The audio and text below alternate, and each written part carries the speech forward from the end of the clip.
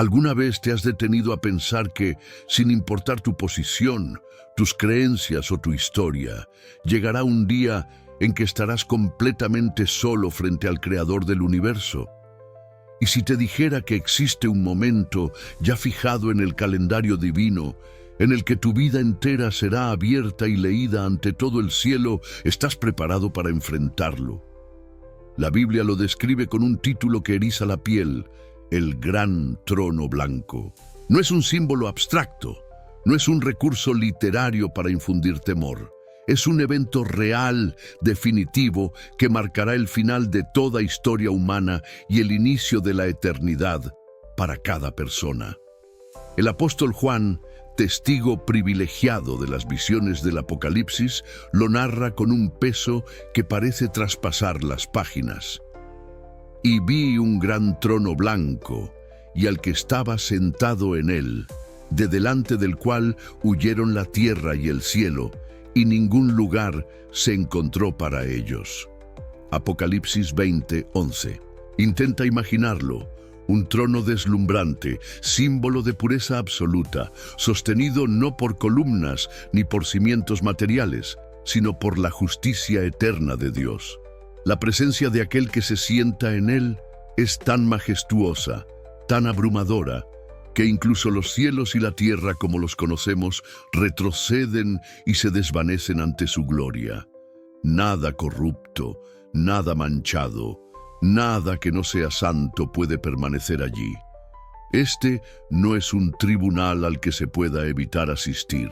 No habrá excusas, no habrá retrasos, no habrá escapatoria. No importa si viviste en una cabaña humilde o en un palacio de mármol, si fuiste aplaudido por multitudes o ignorado por el mundo, tu nombre será pronunciado y tu historia será examinada.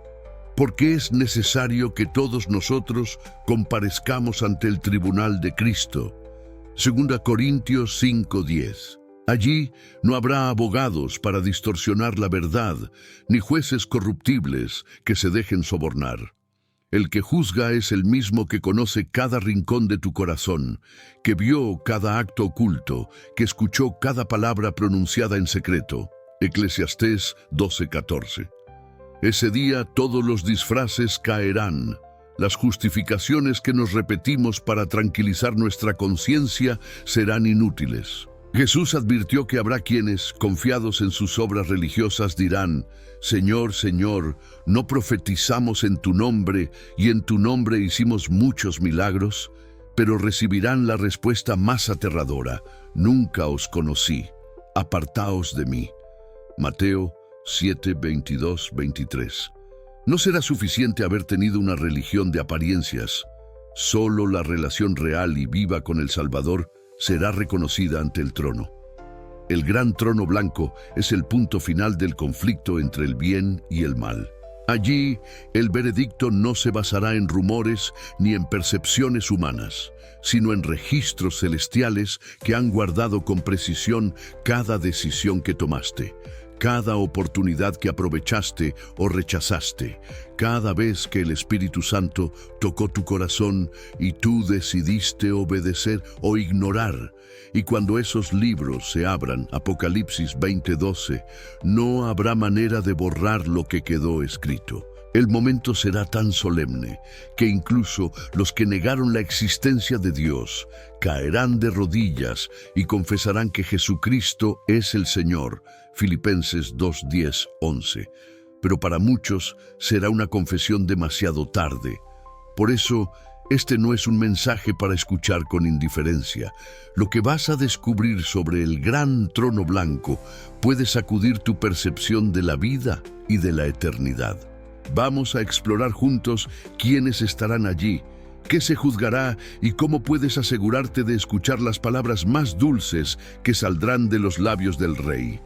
Venid, benditos de mi Padre, heredad el reino preparado para vosotros. Mateo 25:34. Te invito a quedarte hasta el final y a responder en los comentarios: ¿crees que tu vida está lista para ese día? Comparte tu respuesta, porque puede despertar la conciencia de alguien más. No olvides dar like a este video. suscribirte al canal y activar la campanita, porque lo que veremos a continuación no solo es profecía, es una advertencia directa del cielo. Bloque 2. El momento en que se abren los libros. En la visión de Apocalipsis 20:12, el apóstol Juan nos lleva a una de las escenas más sobrecogedoras de toda la Escritura. Y vi a los muertos, grandes y pequeños, de pie ante Dios. Y los libros fueron abiertos, y otro libro fue abierto, el cual es el libro de la vida. Y fueron juzgados los muertos por las cosas que estaban escritas en los libros, según sus obras. Este no es un lenguaje figurado sin aplicación literal, ni una metáfora para provocar temor momentáneo. Es la revelación directa de un acontecimiento real, irrevocable y universal, que tendrá lugar al final de la historia humana. Ese día, el mar entregará a los muertos que están en él, la muerte y el Hades devolverán a los que retienen. Apocalipsis 20:13. Y toda persona que alguna vez haya respirado se presentará ante el Tribunal Supremo. Grandes y pequeños significa que la distinción humana se disolverá por completo. Los reyes que gobernaron imperios, los jueces que dictaron sentencias, los líderes religiosos que guiaron multitudes, estarán al mismo nivel que los humildes y desconocidos, que aquellos cuyos nombres jamás fueron mencionados en los registros de la historia. No habrá tronos terrenales, ni títulos, ni linajes que ofrezcan ventaja alguna. Solo estará el alma de cada uno, desnuda ante el Creador. Hebreos 4:13. Los libros que se abrirán son archivos reales del cielo. Allí está escrito con exactitud imposible de alterar todo lo que alguna vez hicimos, dijimos o pensamos. Allí se registran no solo las acciones visibles, sino las intenciones ocultas del corazón. 1 Corintios 4:5. Jesús fue claro: de toda palabra ociosa que hablen los hombres, de ella darán cuenta en el día del juicio. Mateo 12:36. Esto significa que nada es insignificante a los ojos de Dios.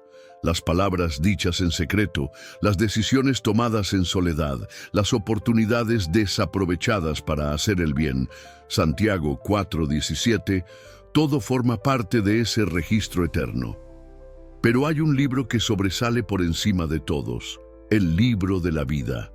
Es el libro más precioso del universo, porque en él están inscritos los nombres de aquellos que aceptaron la gracia de Cristo y permanecieron fieles hasta el fin. Apocalipsis 21:27. Este libro no registra perfección sin errores, sino historias de redención. Contiene el nombre de personas que cayeron, pero se levantaron, que fallaron, pero se arrepintieron, que aunque fueron débiles, se aferraron con fe inquebrantable a la justicia de Cristo. Cada nombre allí representa una vida transformada, un corazón que decidió someterse a Dios y dejarse moldear por su espíritu. El contraste en ese día será desgarrador. Cuando los nombres se lean, habrá quienes escuchen con lágrimas de alegría las palabras: «Venid, benditos de mi Padre, heredad del reino preparado para vosotros». Mateo 25:34. Pero otros, cuyo nombre no aparezca en el libro de la vida, escucharán la sentencia más terrible jamás pronunciada: «Apartaos de mí». Mateo 7:23. Y no será porque Dios no los amara, sino porque despreciaron cada llamado, rechazaron cada oportunidad, apagaron cada voz del Espíritu que les invitaba a volver. Ese abrir de los libros no solo revelará el destino de cada persona, sino que será la demostración pública de la justicia y la misericordia de Dios. Nadie podrá acusarlo de favoritismo o arbitrariedad. Cada decisión estará respaldada por la verdad registrada en esos libros. Los salvos serán reconocidos no por sus méritos, sino por la gracia que aceptaron. Los perdidos quedarán como testigos de su propia elección. El universo entero, Desde los ángeles más altos hasta los redimidos más humildes, reconocerá que justos y verdaderos son tus caminos, Rey de los santos. Apocalipsis 15:3. En ese momento, cada uno verá su vida entera, desde el primer instante de conciencia hasta el último aliento. No habrá edición selectiva, no habrá fragmentos omitidos, no habrá posibilidad de reinterpretar los hechos. La verdad en toda su pureza será proyectada ante el tribunal celestial. Y mientras los nombres se pronuncian, la pregunta que debería resonar hoy en nuestros corazones es urgente e ineludible. Si los libros se abrieran ahora mismo, ¿qué historia leería el universo sobre ti? Bloque 3. La presencia del juez eterno. El gran trono blanco no es solo un símbolo de autoridad, es la manifestación visible de la santidad absoluta de Dios. Juan dice que de delante de él huyeron la tierra y el cielo, y ningún lugar se encontró para ellos. Apocalipsis 20:11. Esta no es una imagen poética para embellecer la narrativa, sino una realidad profética que revela el poder irresistible de su presencia. El universo, tal como lo conocemos, no podrá sostenerse ante la gloria y la pureza del juez. Ni la materia, ni los planetas, ni los cielos visibles tendrán lugar en ese instante. Todo lo corruptible se desintegrará, dejando solo el escenario para el juicio final. Pedro lo describe con crudeza. Los cielos pasarán con gran estruendo, y los elementos ardiendo serán deshechos, y la tierra y las obras que en ella hay serán descubiertas. 2 Pedro 3:10. Pero lo que más impactará a quienes comparezcan no será la magnificencia del trono ni el brillo inalcanzable de su gloria, sino la presencia misma de aquel que se sienta en él. No se trata de un juez humano, con limitaciones, prejuicios o corrupción. Este es el Dios eterno, cuya mirada penetra hasta lo más profundo del alma. Ante él, todas las excusas se desmoronan, todos los argumentos se vuelven polvo, y lo que queda es la verdad desnuda de cada vida. Hebreos 4:13 lo afirma sin suavidad. Y no hay cosa creada que no sea manifiesta en su presencia. Antes bien, todas las cosas están desnudas y abiertas a los ojos de aquel a quien tenemos que dar cuenta. En ese momento no habrá sombra en la que esconderse. Los que pasaron su vida evitando pensar en Dios, los que ridiculizaron su palabra, los que rechazaron la gracia, tendrán que mirarle a los ojos. Será imposible desviar la mirada, imposible fingir indiferencia. La realidad de su autoridad será tan evidente que incluso aquellos que vivieron negando su existencia reconocerán por primera vez que siempre estuvo allí, gobernando el universo con justicia. Filipenses 2:10-11 se cumplirá en su totalidad, para que en el nombre de Jesús se doble toda rodilla de los que están en los cielos y en la tierra y debajo de la tierra, y toda lengua confiese que Jesucristo es el Señor. Esta presencia no será solo una manifestación de poder, sino también de pureza. El fuego de su santidad consumirá todo rastro de impureza moral. Así como el oro es refinado en el crisol, el alma humana quedará expuesta a la luz más intensa jamás vista. Esa luz no solo iluminará las acciones externas, sino también las intenciones ocultas del corazón. 1 Corintios 4:5. Para los justos será la confirmación gloriosa de que su fe no fue en vano, que la sangre del Cordero realmente los limpió y los hizo aceptos ante Dios. Para los impíos será un instante insoportable, porque esa misma luz que para unos es vida, para ellos será condena. El rostro del juez no estará marcado por el odio ni por la indiferencia. Será el rostro del Creador que dio oportunidades incontables, que extendió su mano una y otra vez, que envió a su Hijo para salvar, pero que ahora, en fidelidad a su justicia, debe pronunciar la sentencia. Es el mismo que lloró sobre Jerusalén diciendo: «¿Cuántas veces quise juntar a tus hijos, y no quisiste?» Mateo 23:37. Ese llanto será recordado por muchos en el juicio, y sabrán que su condenación no es resultado de la arbitrariedad divina, sino de su propia elección. Lo más solemne de esta escena es que nadie podrá decir: «No sabía». La Biblia afirma que lo que de Dios se conoce les es manifiesto, pues Dios se lo manifestó. Romanos 1:19. Por medio de la naturaleza, de la conciencia, de la voz del Espíritu Santo y de las Escrituras, cada persona ha recibido luz suficiente para buscar y responder al llamado de Dios. Algunos respondieron y caminaron con Él, otros endurecieron su corazón. El gran trono blanco es la culminación de esa respuesta. En ese instante, cuando la mirada del juez eterno se posee sobre cada alma, quedará claro que este no es un juicio para descubrir la verdad, Dios ya la conoce, sino para revelarla públicamente ante todo el universo. Los ángeles, los redimidos y hasta los perdidos reconocerán que el veredicto es justo. Apocalipsis 15:3 describe el cántico que resonará: «Grandes y maravillosas son tus obras, Señor Dios Todopoderoso, justos y verdaderos son tus caminos, Rey de los santos». El juicio no será un espectáculo de terror gratuito, sino la declaración final de que la historia del pecado termina y que la justicia de Dios brilla sin mancha alguna. Y mientras hoy hablamos de este momento profético como algo que ocurrirá en el futuro, la realidad es que puede estar mucho más cerca de lo que imaginamos. Cada día que vivimos es un día menos en el calendario de la gracia. Por eso, contemplar al juez eterno ahora, mientras todavía hay oportunidad de reconciliarnos con Él, es la decisión más sabia que podemos tomar, porque llegará el día en que todos lo veremos. Pero para muchos será demasiado tarde. Bloque 4. Cuando el tiempo de la misericordia se ha cerrado. El gran trono blanco no es un juicio que ofrezca una última oportunidad de arrepentimiento. Es la escena que se desarrolla después de que toda posibilidad de salvación ha sido cerrada para siempre.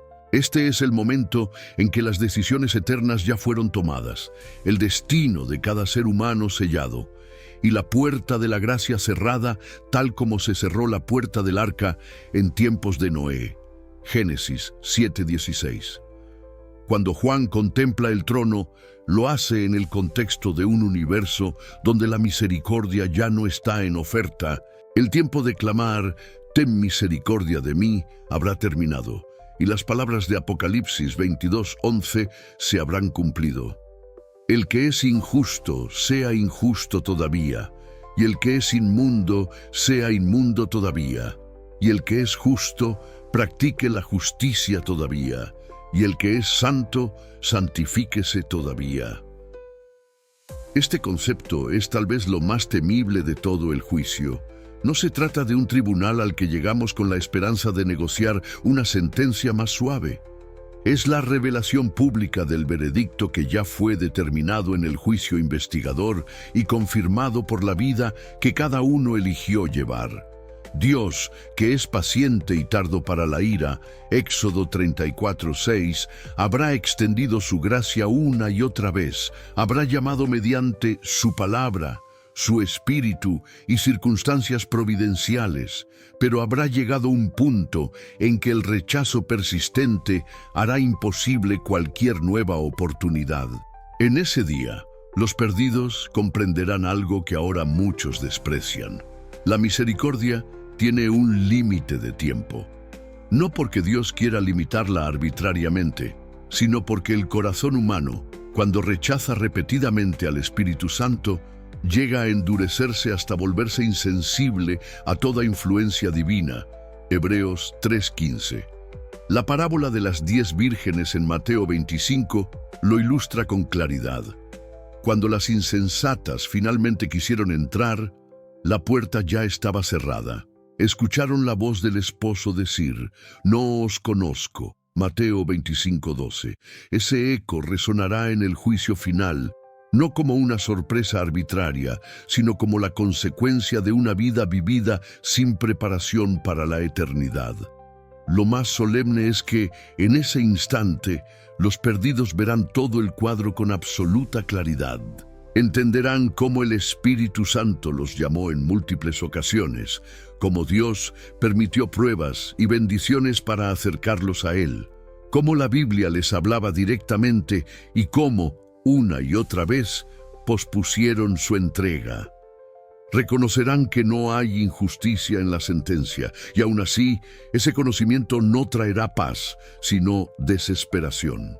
Apocalipsis 6, 15, 17 describe ese terror, y los reyes de la tierra, y los grandes, los ricos, los capitanes, los poderosos, y todo siervo y todo libre, se escondieron, diciendo a los montes y a las peñas: «Caed sobre nosotros, y escondednos del rostro de aquel que está sentado sobre el trono».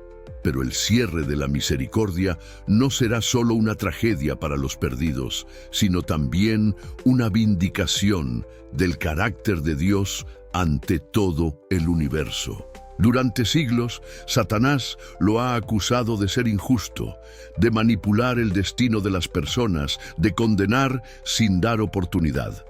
El juicio del gran trono blanco será la evidencia irrefutable de que Dios ofreció a cada alma todas las oportunidades necesarias para ser salva, y que quienes se pierdan lo harán porque eligieron rechazar esa salvación. El universo entero verá que Dios no obligó a nadie a amarlo ni a obedecerle. La libertad de elección, ese don sagrado que Él concedió al ser humano, será la misma que habrá determinado el resultado eterno. Para los redimidos, este cierre de misericordia será la confirmación de que ahora viven en un reino donde el pecado nunca más podrá levantarse. La tentación, el engaño, la mentira, el dolor y la muerte quedarán erradicados para siempre. El Apocalipsis asegura que ya no habrá muerte, ni habrá más llanto, ni clamor, ni dolor. Apocalipsis 21:4. La paz eterna no será fruto del azar, sino del hecho de que todo el universo ha visto lo que produce el pecado y ha decidido, de forma unánime, rechazarlo para siempre. Y aquí está la advertencia solemne para nosotros que aún tenemos tiempo. Si hoy escuchamos la voz de Dios, no endurezcamos nuestros corazones. Hebreos 3:15. Porque llegará el momento en que su voz ya no llamará, no porque Él haya dejado de amar, sino porque la historia habrá llegado a su clímax final.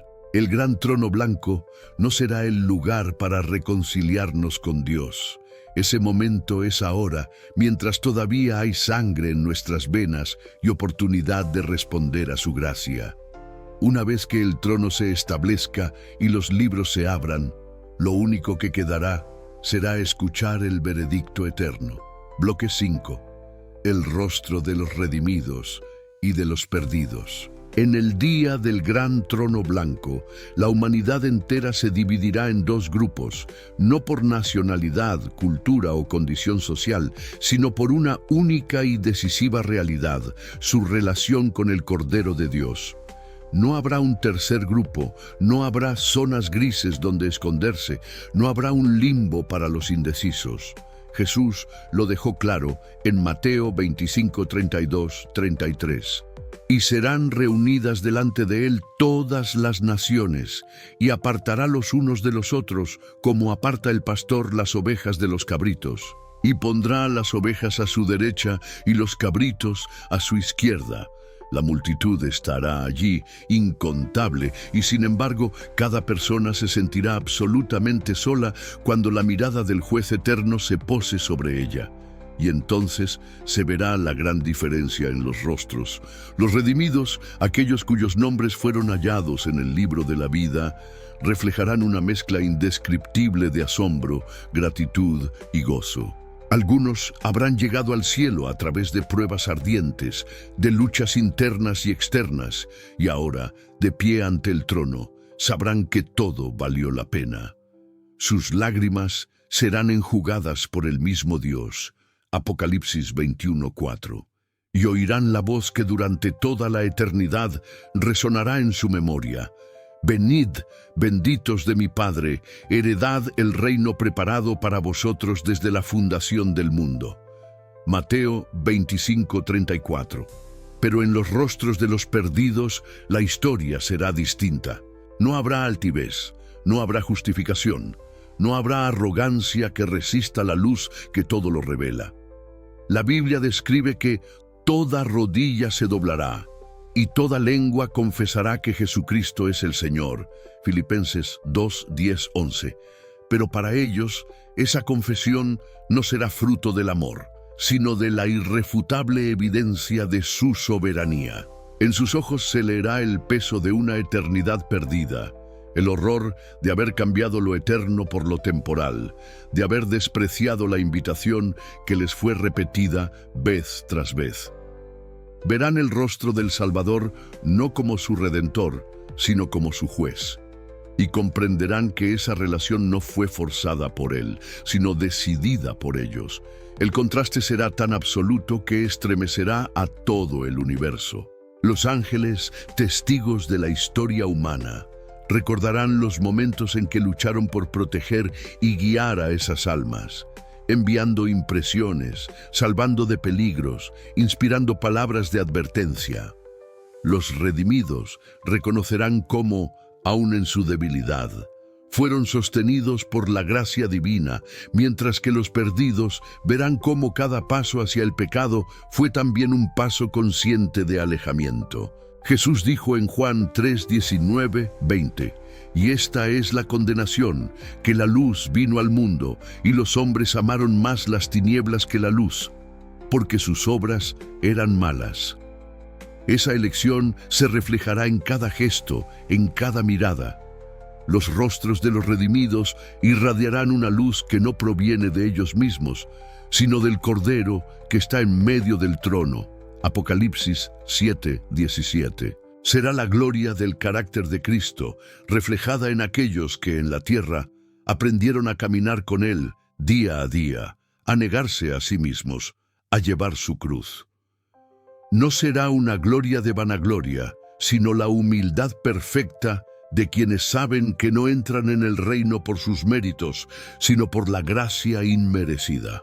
En cambio, los rostros de los perdidos estarán marcados por la desesperación absoluta, porque comprenderán que jamás volverán a ver un amanecer, jamás escucharán una palabra de esperanza, jamás sentirán el toque de la gracia.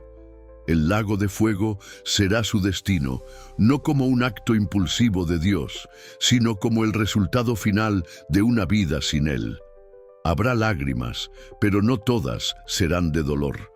Para los salvos serán lágrimas de gozo y alivio, para los perdidos de lamento y remordimiento.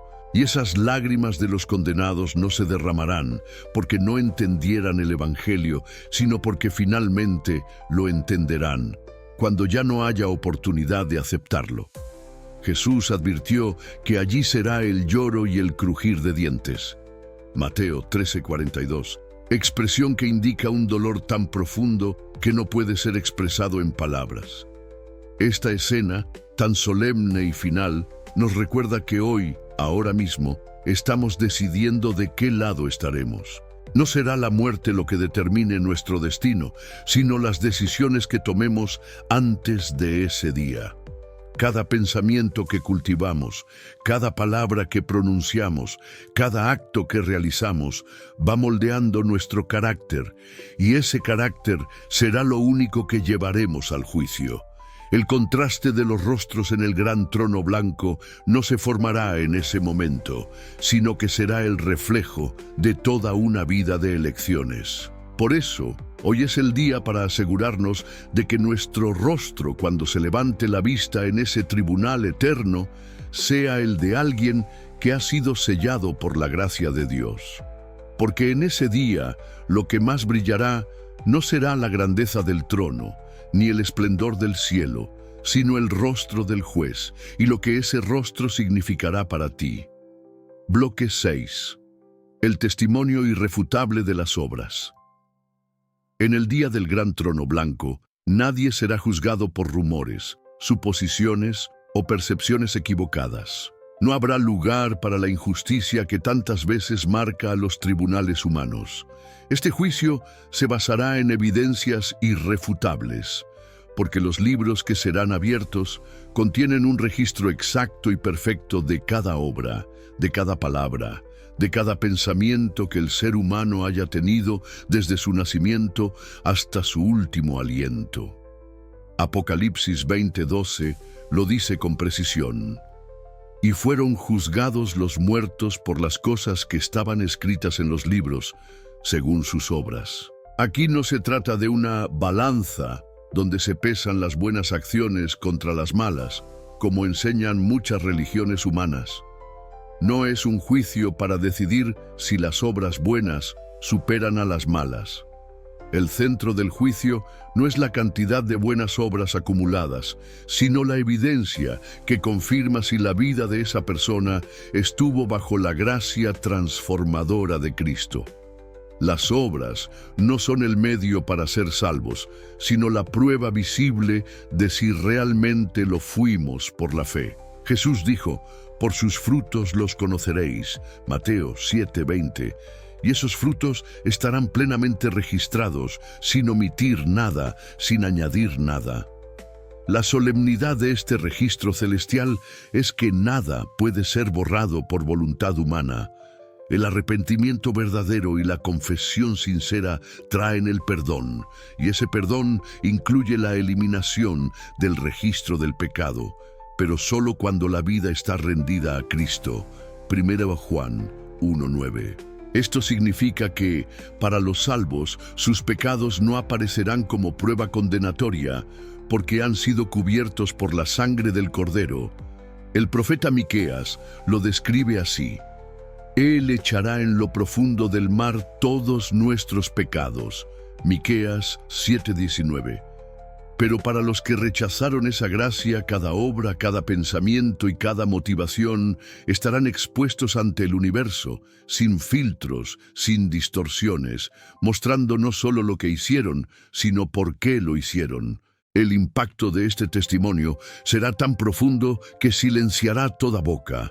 Romanos 3:19 declara: «Para que toda boca se cierre y todo el mundo quede bajo el juicio de Dios. Nadie podrá decir, no es justo, o no tuve oportunidad, porque las obras, acompañadas de las circunstancias de cada decisión, hablarán por sí mismas. Las intenciones que fueron ocultadas a los ojos humanos quedarán expuestas, y lo que parecía bueno a simple vista, tal vez se revelará como un acto motivado por el orgullo, la vanagloria o el interés personal. Por eso Jesús advirtió que incluso dar limosna, orar o ayunar con motivaciones equivocadas invalida el valor espiritual de esas acciones. Mateo 6:1-18. Este testimonio irrefutable será una vindicación del carácter de Dios. Satanás ha acusado a Dios de ser injusto, de manipular las decisiones de los hombres, de condenar arbitrariamente. Pero cuando las obras de cada persona sean reveladas, el universo entero verá que Dios no condena a nadie por capricho, sino que respeta plenamente las elecciones libres de cada ser humano. Los libros mostrarán cómo cada oportunidad para hacer el bien fue aceptada o rechazada, cómo cada momento de convicción del Espíritu Santo fue respondido o apagado. Jesús dijo en Juan 5:29 que los que hicieron lo bueno saldrán a resurrección de vida, mas los que hicieron lo malo a resurrección de condenación. Este versículo no habla de perfección sin mancha en las obras, sino de una vida en la que la fe produjo obediencia y transformación. El testimonio de las obras también tendrá un efecto devastador para los perdidos. No solo verán sus acciones más oscuras expuestas, sino también aquellas cosas buenas que podrían haber hecho y que no hicieron. Santiago 4:17 nos recuerda: «Al que sabe hacer lo bueno y no lo hace, le es pecado». El juicio no solo revelará actos de maldad, sino omisiones que tuvieron consecuencias eternas para ellos mismos y para otros. Allí estará registrado el momento en que pudieron haber perdonado y no lo hicieron, la oportunidad de testificar de Cristo que dejaron pasar, la voz de la conciencia que ignoraron deliberadamente. En el silencio solemne del juicio, mientras el universo contempla, cada obra será como una pieza de un rompecabezas que encaja perfectamente, revelando la imagen final de la vida de cada uno. Para algunos, esa imagen será la de un pecador redimido por la gracia, que aunque cayó muchas veces, siempre volvió a los pies de Cristo, y sus obras, purificadas por su sangre, serán presentadas como evidencias de fe genuina. Para otros, esa imagen mostrará una vida centrada en sí misma, desconectada de Dios, donde incluso las aparentes buenas obras nacieron de un corazón no regenerado. En ese momento, todos entenderán que el juicio no es un teatro ni una demostración arbitraria de poder, sino la revelación final de la verdad. Las obras no mienten y los libros no se equivocan. Y cuando el testimonio esté completo, la voz del juez no pronunciará una sentencia injusta, sino el veredicto exacto que cada uno, con sus decisiones, escribió a lo largo de su vida. Bloque 7. El momento en que toda rodilla se dobla. En la majestuosa y aterradora escena del gran trono blanco, habrá un instante que resonará en toda la eternidad. El momento en que absolutamente toda rodilla se dobla y toda lengua confiesa que Jesucristo es el Señor. Filipenses 2, 10, 11. No se tratará de una adoración parcial ni de un acto simbólico. Será un reconocimiento universal, visible, innegable, que atravesará a cada criatura consciente, desde los ángeles fieles que han servido con amor perfecto, hasta los demonios caídos que por siglos han resistido y desafiado la autoridad divina. Nadie estará exento, nadie podrá resistirse, porque la gloria que emanará del trono será tan sobrecogedora que toda rebelión quedará silenciada en un instante. Este momento no es un acto de conversión para los perdidos, sino de reconocimiento obligado por la evidencia irrefutable. Aquí se cumplirá lo que Isaías ya había profetizado siglos antes. Por mí mismo hice juramento, que a mí se doblará toda rodilla y jurará toda lengua. Isaías 45, 23. Es la consumación de la gran controversia entre Cristo y Satanás. Durante milenios, el enemigo ha sembrado duda sobre el carácter de Dios, ha acusado su ley, ha cuestionado su justicia, pero frente al gran trono blanco, todas esas acusaciones se disolverán como humo ante el fuego consumidor de su santidad. La escena será indescriptible. Los redimidos se postrarán con gozo, con lágrimas de gratitud, reconociendo que su salvación no fue por méritos propios, sino por la gracia infinita del Cordero. Sus rodillas tocarán el suelo no por imposición, sino por adoración genuina, por el impulso irresistible de rendirse ante el autor de la vida. En sus corazones resonará el eco de Apocalipsis 5:12. El Cordero que fue inmolado es digno de tomar el poder, las riquezas, la sabiduría, la fortaleza, la honra, la gloria y la alabanza. Pero para los perdidos, el acto de doblar rodilla tendrá un significado opuesto. Lo harán no como fruto del amor, sino como respuesta inevitable a la manifestación absoluta de la verdad. Será la rendición de quienes durante su vida resistieron la voz de Dios, rechazaron la cruz, se burlaron de las Escrituras y vivieron para sí mismos. Ahora, en el fulgor del juicio, reconocerán que Cristo siempre fue el Rey legítimo, que su ley siempre fue justa y que su destino eterno es la consecuencia directa de haberlo rechazado. El orgullo que un día los hizo caminar erguidos ante Dios, ahora se quebrará como un vaso de barro. Incluso Satanás, el artífice de la rebelión, será forzado a inclinarse y confesar que Dios es justo en todos sus caminos. Ezequiel 28, 17, 19. Esta confesión no nacerá de un arrepentimiento genuino, sino de la evidencia abrumadora. El universo entero será testigo de que hasta el más grande opositor de Dios reconoce su supremacía. Será un acto que sellará para siempre la derrota del pecado y de su autor. Este momento será también el punto en el que toda duda en las mentes de seres no caídos se disipará por completo. El plan de redención, la encarnación de Cristo, su sacrificio en la cruz, su ministerio en el santuario celestial y el juicio final se entenderán como un todo perfecto. Los ángeles que nunca pecaron y los mundos no caídos verán que la misericordia y la justicia de Dios han obrado en total armonía. Ningún rincón del universo quedará con la más mínima sospecha contra el trono. Para nosotros, que aún respiramos y tenemos tiempo de decidir, esta imagen debe estremecer el alma, porque ese día todos doblaremos rodilla, pero no todos lo haremos con el mismo destino. Algunos lo harán en anticipación a la entrada a la eternidad con Dios. Otros, como preludio a la separación definitiva de su presencia.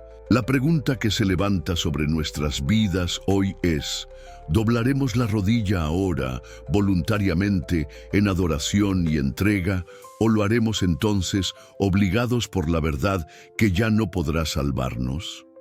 El consejo de las Escrituras es claro. Humillaos, pues, bajo la poderosa mano de Dios, para que Él os exalte cuando fuere tiempo. 1 Pedro 5:6. Humillarse hoy es un acto de fe.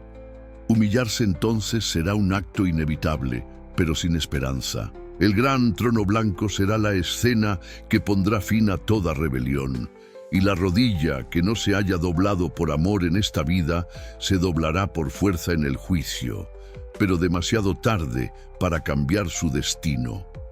Ese instante, cuando todas las rodillas estén en el polvo y todas las lenguas proclamen la verdad, será la culminación de la historia de este mundo. La gloria de Dios cubrirá el cielo y la tierra, y el universo entero, en un solo coro, proclamará que Él es digno.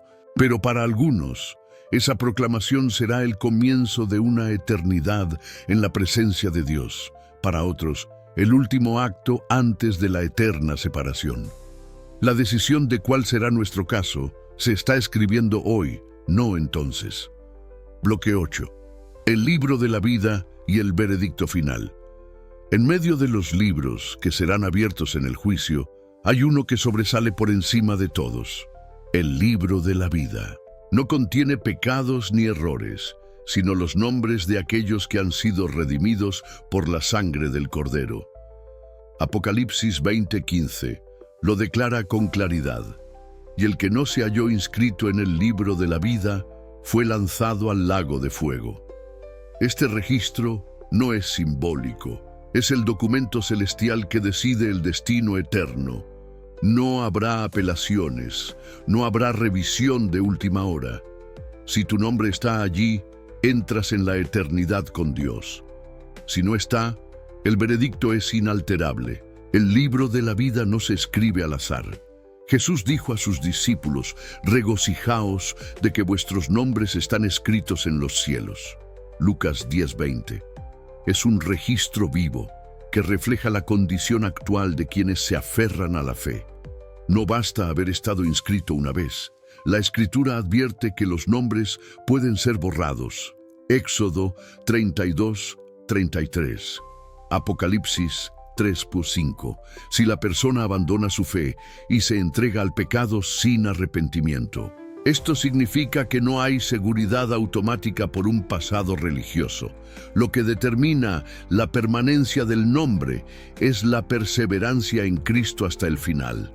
Ese día, cuando el libro de la vida se abra, no habrá sorpresas para Dios, pero sí para muchos que creían estar seguros.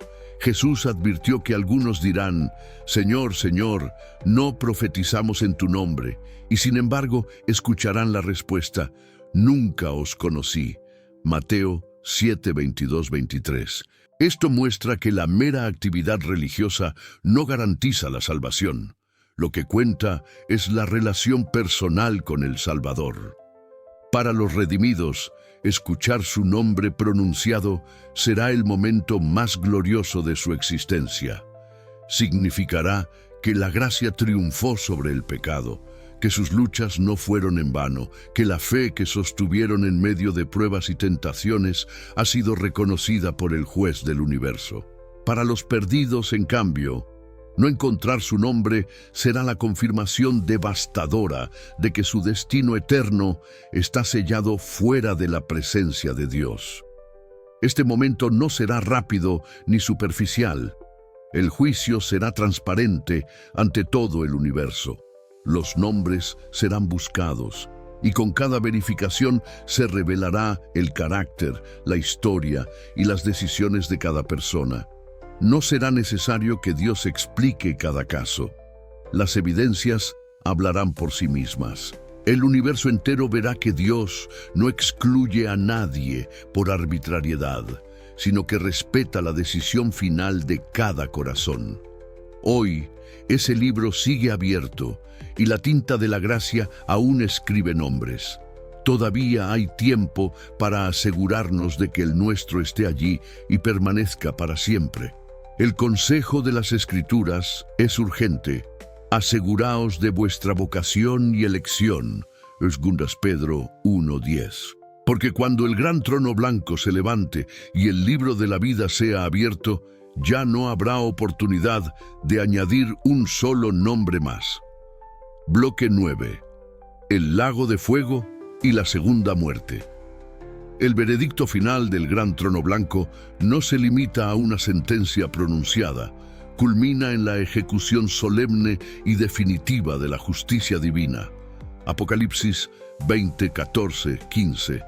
Lo describe con palabras que estremecen: y la muerte y el Hades fueron lanzados al lago de fuego.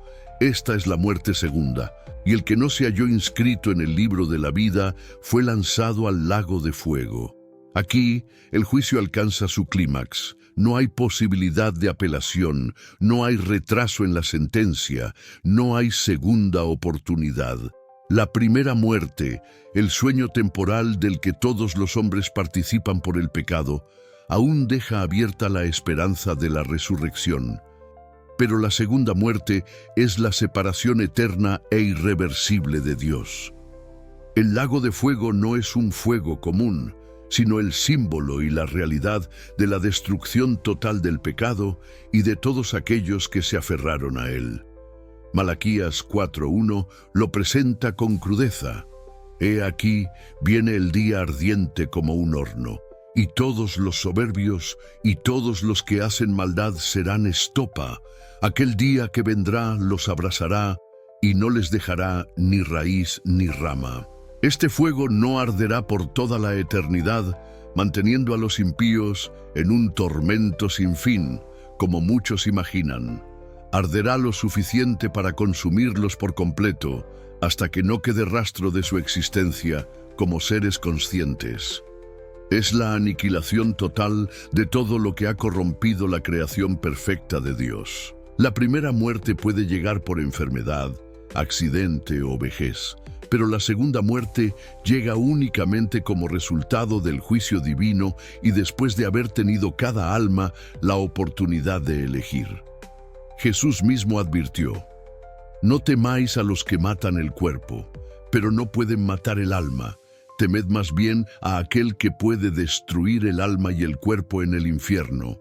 Mateo 10:28. Esa destrucción no es una pérdida parcial, sino la extinción total del ser. Para quienes sean condenados, el lago de fuego será el último instante de existencia consciente, seguido de un silencio eterno. El propósito del lago de fuego no es la venganza, sino la purificación. El pecado es una infección mortal que no puede coexistir eternamente con la santidad de Dios. Si el pecado permaneciera en el universo, aunque fuese en un rincón apartado, tarde o temprano volvería a corromper y destruir. Por eso Dios, en su amor, debe erradicarlo por completo. Así como un cirujano extirpa un tumor para salvar al paciente, Dios extirpará el pecado y todo lo que lo contiene para preservar la eternidad perfecta que ha prometido a los redimidos.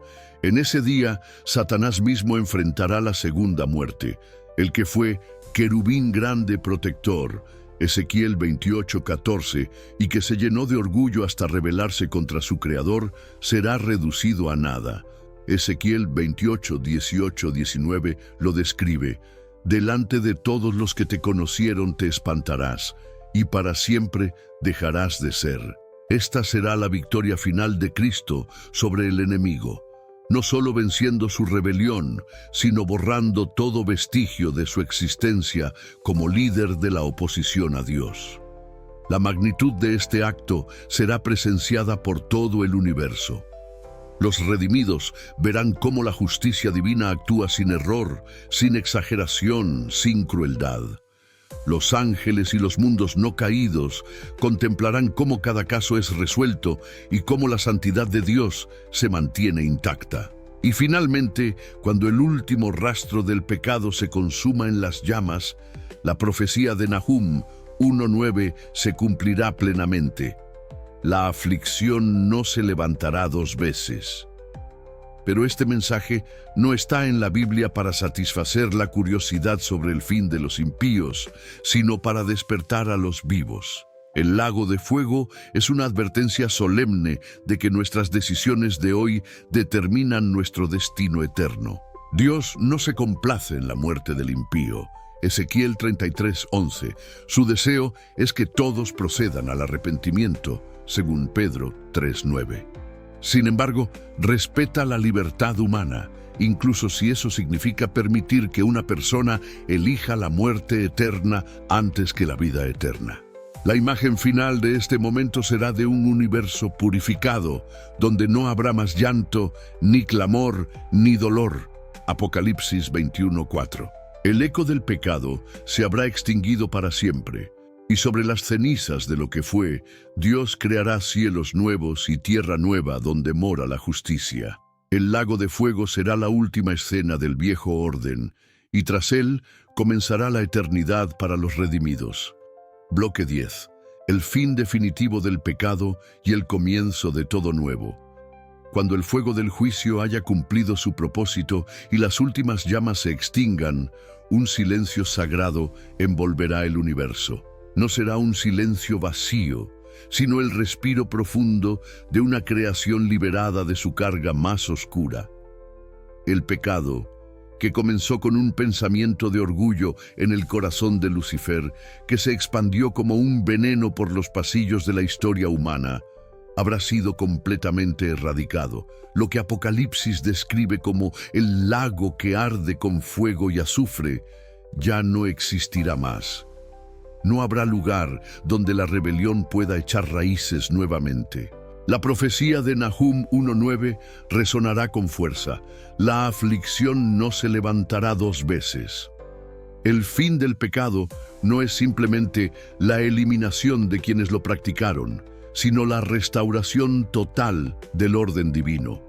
El trono de Dios ya no tendrá acusaciones en su contra, porque el juicio habrá demostrado ante todo el universo que Él siempre actuó con justicia, misericordia y verdad.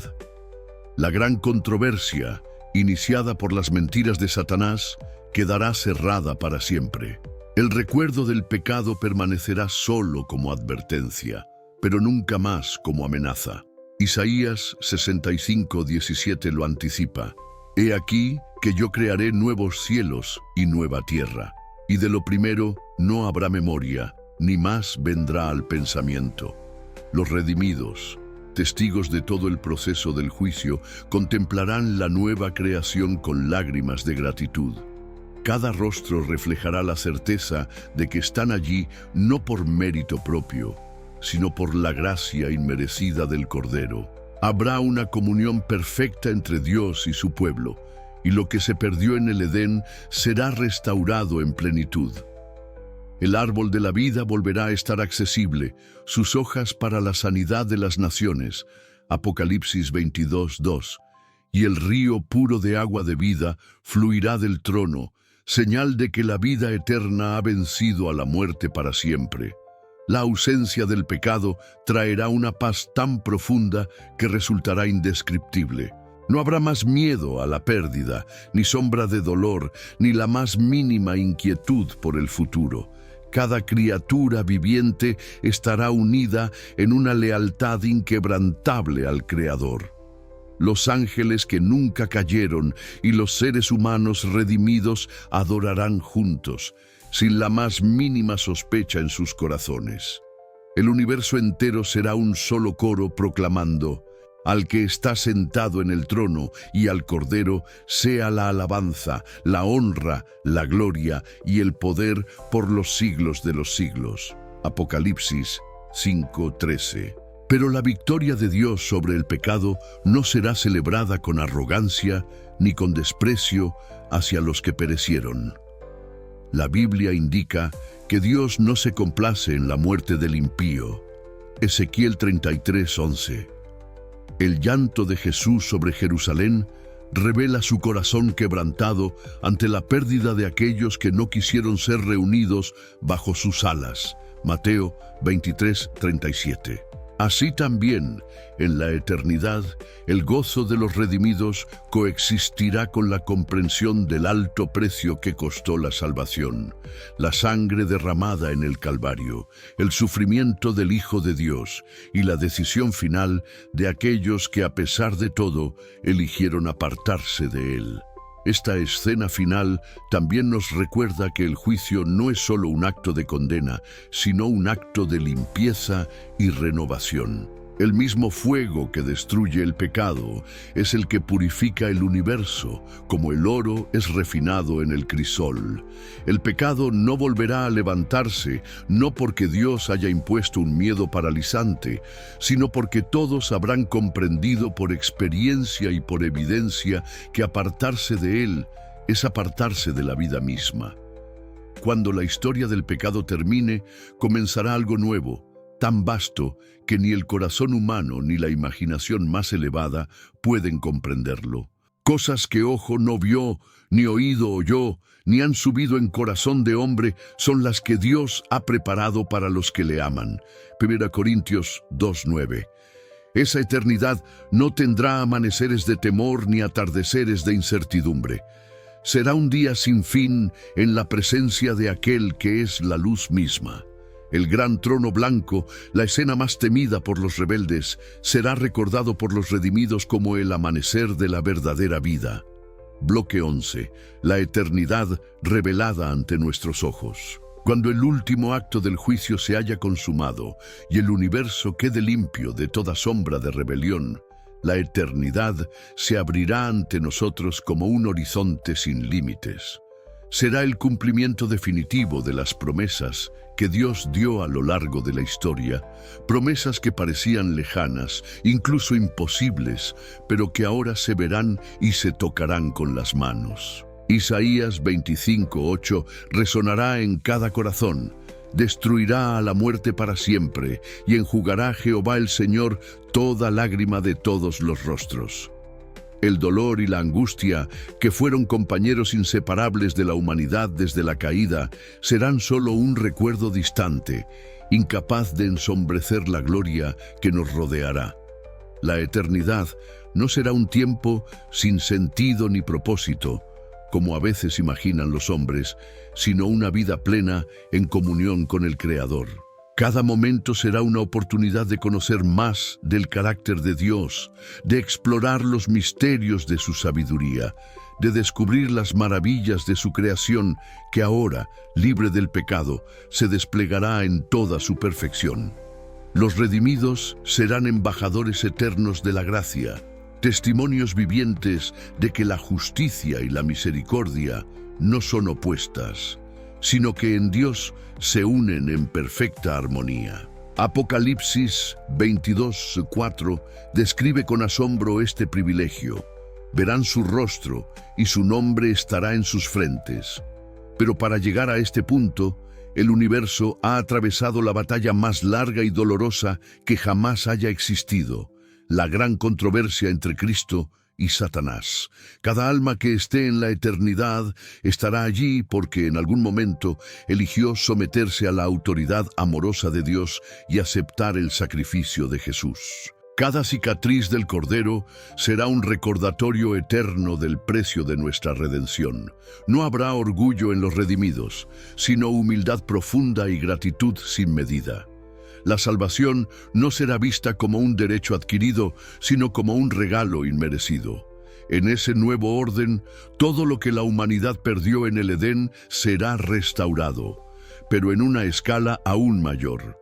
El jardín inicial, limitado a un lugar en la tierra, será reemplazado por una creación entera transformada en un paraíso. Las naciones caminarán a la luz de la gloria de Dios. Apocalipsis 21:24.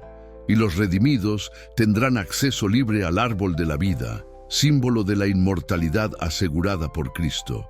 El tiempo dejará de existir como lo conocemos. No habrá prisa, no habrá espera, no habrá cuenta regresiva para nada. Sin embargo, aunque la eternidad será un lugar de dicha perfecta, la memoria de lo que fue el pecado no desaparecerá del todo. No para traer tristeza, sino para servir como una salvaguardia contra cualquier posible repetición de la rebelión.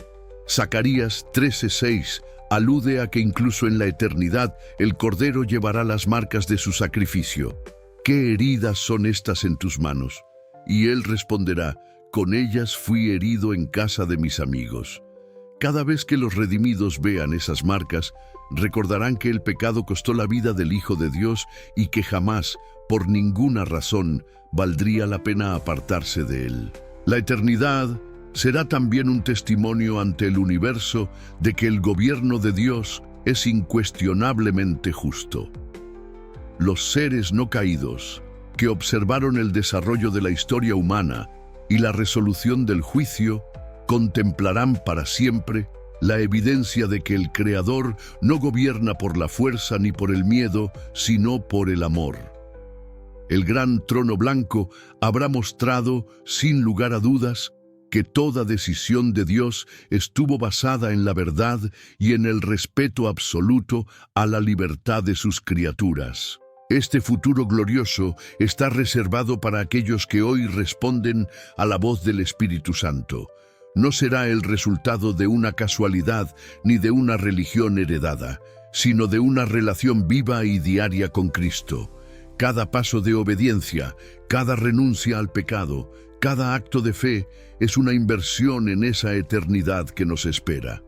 El llamado de Jesús sigue siendo el mismo. Sé fiel hasta la muerte, y yo te daré la corona de la vida. Apocalipsis 2:10. Bloque 12. El llamado final. Conságrate antes que sea demasiado tarde. El gran trono blanco no es una escena para el mañana lejano, es una advertencia para hoy. No podemos darnos el lujo de mirar este evento como si fuera una historia distante que algún día otros vivirán. La Biblia es clara, está establecido para los hombres que mueran una sola vez y después de esto el juicio. Hebreos 9:27. No importa nuestra edad, condición o planes, el momento de encontrarnos cara a cara con el juez del universo está mucho más cerca de lo que imaginamos. Y ese día no se decidirá nuestro destino. Ese día se revelará lo que ya decidimos mientras aún teníamos vida y oportunidad. Imagínate por un instante en ese salón celestial, rodeado por millones de ángeles, con el Creador mismo sentado en majestad. El libro de tu vida se abre, y cada página revela no solo tus actos externos, sino también las intenciones más ocultas del corazón. Jesús dijo en Mateo 12:36 que, de toda palabra ociosa que hablen los hombres, de ella darán cuenta en el día del juicio. Ningún pensamiento escapará, ninguna motivación quedará sin ser examinada. Y en ese momento, lo único que importará no será cuánto supiste de religión, cuántas buenas obras realizaste o qué tan correcta parecía tu vida. Lo único que decidirá tu destino eterno será si tu nombre está escrito en el libro de la vida del Cordero. Ese libro no se llena con promesas vacías ni con emociones pasajeras. Está escrito con la tinta indeleble de la sangre de Cristo y contiene solo los nombres de aquellos que han aceptado su sacrificio y se han rendido completamente a Él. No basta con admirar a Jesús como un gran maestro o verlo como un ejemplo moral. Es necesario recibirlo como Señor y Salvador personal, someterse a su voluntad, dejar que Él transforme el corazón desde adentro. El que venciere será vestido de vestiduras blancas, y no borraré su nombre del libro de la vida. Apocalipsis 3:5. Pero aquí está la verdad que muchos prefieren ignorar. Ese libro también puede tener nombres borrados.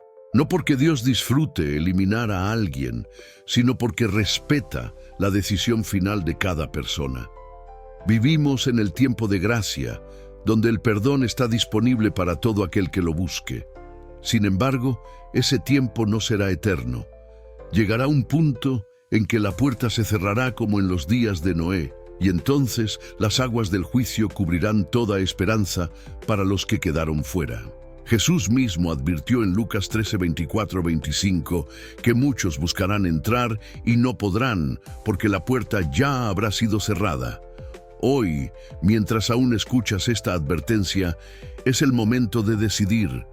No esperes sentir que estás listo, no postergues para un mañana que no te pertenece.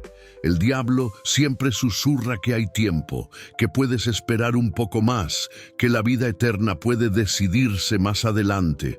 Pero el Espíritu Santo dice, si oyeréis hoy su voz, no endurezcáis vuestros corazones. Hebreos 3:15. Consagrarse significa rendir cada área de tu vida a Dios. Tus pensamientos, tus palabras, tus acciones, tus planes, tus relaciones. Significa decirle sí incluso cuando cueste, incluso cuando implique renunciar a aquello que amas, pero que te aparta de Él. No es un llamado a perfección humana, sino a una dependencia diaria del poder de Cristo para vencer. Y es esa dependencia la que mantendrá tu nombre firme en el libro de la vida. Marleson, si este mensaje ha tocado tu corazón, no lo ignores. Ponte de rodillas hoy mismo. Confiesa tus pecados. Recibe el perdón que Cristo ya pagó en la cruz. Y levántate para vivir una vida nueva. No permitas que el día del gran trono blanco sea para ti un momento de terror y condena. Deja que sea el amanecer de tu eternidad junto al Cordero. Te invito ahora a tomar una decisión.